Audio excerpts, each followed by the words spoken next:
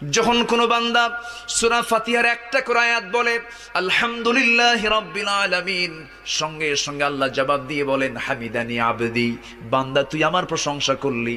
আর রহমানির রহিম যখন বলে আল্লাহ বলেন আসনা আলাইয়া আবদি। মালিক ইয়াউমিদ্দিন যখন বলে আল্লাহ বলেন মাজ্জাদানি আবদি। এরপরে যখন বলে ইয়াকা না'বুদু ওয়া ইয়াকা নাস্তাঈন পর্যন্ত যখন বলে আল্লাহ বলেন বান্দারে তুই আমার কাছে কি চাস, প্রাণ খুলে চারে বান্দা। ইহদিনাস সিরাতাল মুস্তাকিম থেকে শুরু করে নিয়া ওয়ালাদ-দাল্লিন পর্যন্ত যখন বান্দা বলে তখন আল্লাহ বলেন বান্দা নামাজের মধ্যে এমন প্রেমের খেলা খেললি, বান্দা তুই যা চাইলি সব আমি আল্লাহ কবুল করলাম। ওই বান্দা যখন রুকুতে যায় আল্লাহ তখন অস্থির হন।